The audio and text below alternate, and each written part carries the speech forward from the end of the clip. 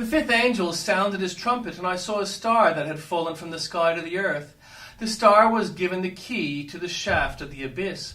When he opened the abyss, smoke rose from it like the smoke from a gigantic furnace. The sun and sky were darkened by the smoke from the abyss, and out of the smoke locusts came down on the earth, and were given power like that of scorpions on the earth.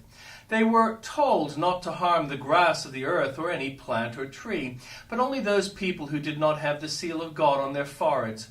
They were not allowed to kill them, but only to torture them for 5 months. And the agony they suffered was like that of the sting of a scorpion when it strikes.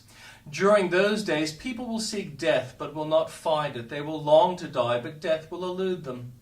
The locusts looked like horses prepared for battle. On their heads they wore something like crowns of gold, and their faces resembled human faces.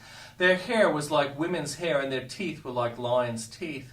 They had breastplates like the breastplates of iron, and the sounds of their wings was like the thundering of many horses and chariots rushing into battle. They had tails with stingers like scorpions, and in their tails they had power to torment people for 5 months. They had as king over them the angel of the abyss, whose name in Hebrew is Abaddon, and in Greek is Apollyon, that is, destroyer. The first woe is past, and 2 other woes are yet to come. The sixth angel sounded his trumpet, and I heard a voice coming from the 4 horns of the golden altar that is before God. It is said, the sixth angel who had the trumpet released the 4 angels who are bound at the great river Euphrates. And the 4 angels who had been kept ready for this very hour and the day of month and year were released to kill 1/3 of mankind. The number of the mounted troops was twice 10,000 times 10,000. I heard their number.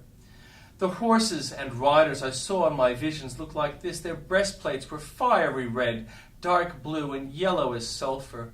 The heads of the horses resembled the heads of lions, and out of their mouths came fire, smoke, and sulfur. 1/3 of mankind was killed by the 3 plagues of fire, smoke, and sulfur that came out of their mouths. The power of the horses was in their mouths and in their tails, for their tails were like snakes having heads with which they inflict injury. The rest of mankind who were not killed by these plagues still did not repent of the work of their hands. They did not stop worshipping demons and idols of gold, silver, bronze, stone, and wood, idols that cannot see or hear or walk. Nor did they repent of their murders, their magic arts, their sexual immorality, or their thefts. And the Old Testament reading. The vision of Obadiah. This is what the sovereign Lord says about Edom. We have heard a message from the Lord. An envoy was sent to the nations to say, "Rise up, let us go against her for battle. See, I will make you small among the nations. You will be utterly despised. The pride of your hearts has deceived you. You who live in the clefts of the rocks and make your homes on the heights. You who say to yourself, 'Who can bring me down to the ground?' Though you soar like the eagle and make your nest among the stars. From there I will bring you down, declares the Lord. If thieves came to you, if robbers in the night, oh, what a disaster awaits you.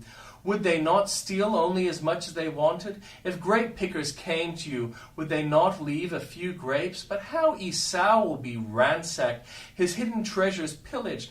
All your allies will force you to the border. Your friends will deceive and overpower you. Those who eat your bread will set a trap for you, but you will not detect it. In that day, declares the Lord, will I not destroy the wise men of Edom, those of understanding in the mountains of Esau? Your warriors, Teman, will be terrified, and everyone in Esau's mountains will be cut down in the slaughter because of the violence against your brother Jacob. You'll be covered with shame. You will be destroyed forever. On the day you stood aloof, while strangers carried off his wealth and foreigners entered his gates and cast lots for Jerusalem, you were like one of them. You should not gloat over your brother in the day of his misfortune, nor rejoice over the people of Judah in the day of their destruction, nor boast so much in the day of their trouble. You should not march through the gates of my people in the day of their disaster, nor gloat over them in their calamity in the day of their disaster, nor seize their wealth in the day of their disaster. You should not wait at the crossroads to cut down their fugitives, nor hand over their survivors in the day of their trouble. The day of the Lord is near for all nations. As you have done it, it will be done to you. Your deeds will return upon your own head, just as you drank on my holy hill. So all the nations will drink continually. They will drink and be as if they had never been. But on Mount Zion will be deliverance. It will be holy, and Jacob will possess his inheritance. Jacob will be a fire, and Joseph a flame. Esau will be stubble, and they will set him on fire and destroy him. There will be no survivors from Esau. The Lord has spoken.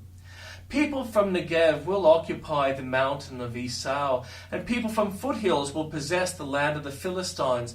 They will occupy the field of Ephraim and Samaria, and Benjamin will possess Gilead. This company of Israelites, exiles who are in Canaan, will possess the land as far as Zarephath. The exiles from Jerusalem who are in Shepherapad will possess the towns of the Negev. Deliverers will go up on Mount Zion to govern the mountains of Esau, and the kingdom will be the Lord's.